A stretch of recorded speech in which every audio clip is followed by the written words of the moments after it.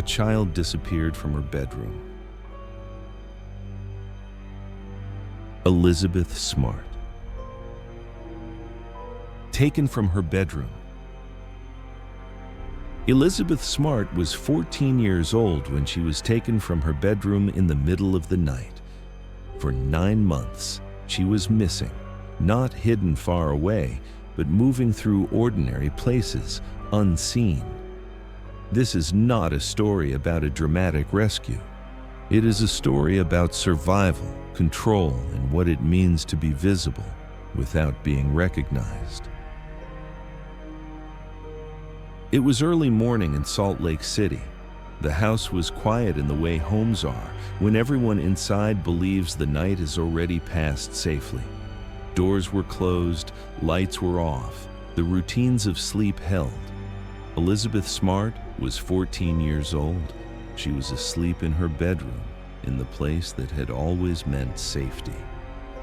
The room contained nothing unusual. Familiar walls, familiar furniture, the ordinary details of a child's private space. Nothing in the house suggested that this night would be different from any other. Sometime between 2 and 3 in the morning, that assumption ended. A man entered the home through a window. He moved through the dark while the family slept. He reached Elizabeth's bedroom and woke her. A knife was used to threaten silence. Words were spoken quietly, deliberately, with control rather than urgency. Elizabeth did not scream. She was led from her bed, past the room where her younger sister slept. The house remained still. No alarm sounded. No one else woke. Her sister saw her leave. The moment was brief, confusing, and frightening, but it would become one of the most important details of the case. She later told investigators what she had seen, where Elizabeth went, and how. Elizabeth was taken out of the house the same way the man had entered. The night closed behind her. By morning, the bed was empty. The house was no longer just a home. It was a scene. Police arrived. The quiet was replaced by movement, questions, and disbelief. What had happened during the night had already altered everything that would follow. This chapter is not about what came next. It is about the moment when safety was violated without warning. A child taken from her bedroom, a family who went to sleep whole, a night that ended before anyone knew it had begun. Morning did not bring answers. It brought absence. Elizabeth Smart was not in her bed. She was not in the house. What had happened during the night was no longer contained within one room. It spread outward, pulling the family, the neighborhood, and then the city into motion. Police began searching immediately. Officers moved through the home, the yard, the surrounding streets. Windows were examined, paths were traced. Every detail from the night was treated as urgent. Elizabeth's family spoke to investigators again and again. Questions repeated, not because they were unanswered, but because clarity mattered. Time mattered. The difference between hours could determine everything. Search teams expanded beyond the house. Volunteers joined. Streets filled with people walking, looking, calling a name that no one expected to need to say out loud. Flyers appeared on doors, windows, storefronts. A face began circulating through the city. The search became public. Local news carried Elizabeth's image. Press conferences were held. Her name moved beyond Salt Lake City, carried by national broadcasts into homes far away. Millions of people learned that a 14-year-old girl had been taken from her bedroom. Tips came in. Some were detailed, some were vague, many led nowhere. Each one had to be considered, logged, followed. The process was constant, exhausting, and uncertain. While the search intensified, one fact remained unchanged. Elizabeth was missing, but she was not far. She was not hidden in a distant place. She was not unreachable. She remained physically close to the city that was searching for her, even as attention stretched outward, across counties, across states, across the country. The effort did not slow. Search operations continued day after day. Investigators worked through possibilities, known contacts, prior connections. Nothing was dismissed quickly. Everything was measured against time. What this chapter shows is not failure. It shows movement. A family refusing to stop. A city refusing to look away. A search that grew larger each day, while Elizabeth remained unseen within it. Captivity did not begin with chains. It began with control. Elizabeth Smart was no longer in her home, but what defined this period was not constant violence, it was restriction. Movement was decided for her. Speech was limited. Silence was enforced. Fear did not need to be repeated to be effective. She was kept close, yet separated from the world she knew. The places changed. Outdoor camps, temporary shelters, spaces that were never meant to be permanent. But the rules remained the same. Obedience was expected. Disobedience carried consequences that did not need to be described. Food, sleep, and basic needs were controlled. Time lost its structure. Days were no longer marked by school schedules or family routines. Instead, time followed commands, rituals, and the unpredictability of the adults around her. Elizabeth learned when to look down. She learned when not to speak. She learned that survival depended on awareness rather than resistance. This was not passive endurance. It was active psychological survival. Every decision, when to move, when to remain still, when to remain silent, was shaped by the need to stay alive in circumstances she did not choose. The absence of escape did not mean the absence of thought. Elizabeth remained aware of the world beyond her confinement. She understood that people were searching. She understood that being seen did not automatically mean being saved. Captivity blurred the line between visibility and safety. She was not hidden away in darkness at all times. She was not erased from the world. Yet her presence did not translate into freedom. Control traveled with her, shaping every interaction, every movement, every moment of quiet. This chapter is not about detail. It is about the structure of captivity, a system of control, a life reduced to permission, a child surviving by understanding when not to be noticed. She was seen, she was not recognized. Elizabeth Smart did not disappear from the world, she moved through it. During the months of her captivity, Elizabeth was seen in public spaces, streets, sidewalks, and ordinary places that blended into daily life became part of her reality. She walked where other people walked. She existed where others passed by. What separated her from rescue was not distance, it was assumption. Those who saw her did not see a missing child. They saw what the situation appeared to present, a quiet girl accompanied by adults. The mind filled in the rest.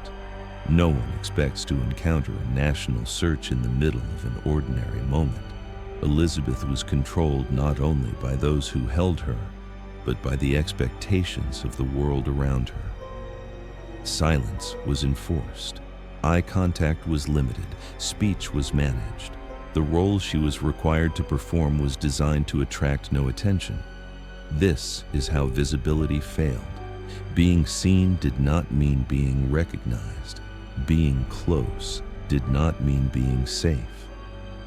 Elizabeth remained physically near the city that searched for her while moving unseen through its blind spots.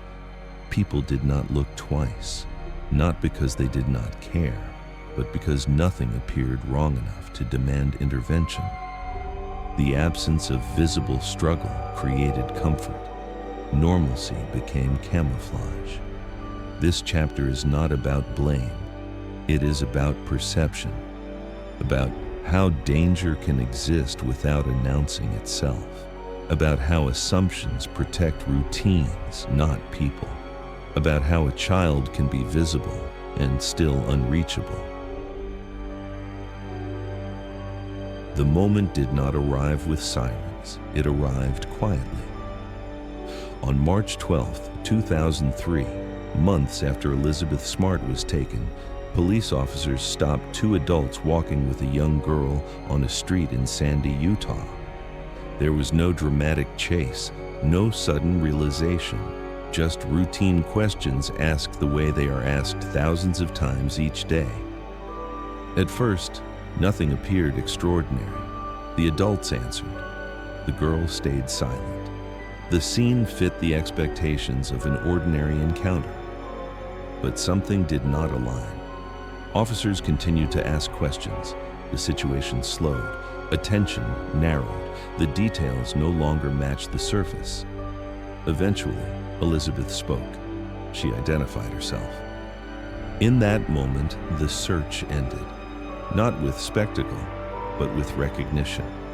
The months of movement, silence, and control collapsed into a single exchange of words.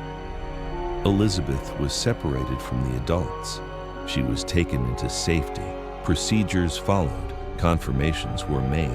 The process unfolded carefully, deliberately, without celebration. News spread quickly, but the recovery itself remained restrained. There was no staged rescue, no heroic imagery. Only the quiet return of a missing child into the hands of those who had been looking for her. What mattered was not how the discovery looked. It was that it happened. After 9 months, Elizabeth Smart was no longer missing. Coming home did not end the story. It changed its shape. After Elizabeth Smart was recovered, attention shifted quickly from searching to receiving. She was reunited with her family, returned to familiar spaces, and surrounded by people who had waited months to see her again. From the outside, the narrative appeared complete, but survival does not conclude at recovery. Elizabeth faced the quiet work of living after captivity. Medical care, interviews, and legal processes followed. Each step was necessary, procedural, and exhausting. The world moved quickly, while her recovery moved at a different pace. Privacy became protection. Elizabeth and her family withdrew from public view. Healing required distance from speculation, from expectation, and from the idea that endurance alone meant resolution. What she carried could not be measured by appearances. Trauma did not announce itself dramatically. It surfaced in ordinary moments, in memory, in routine, in the effort it took to rebuild trust in spaces that once felt safe. This chapter is not about triumph. It is about aftermath, about the reality that survival carries weight, about the understanding that rescue is not an ending, about the long work that begins after the world stops watching.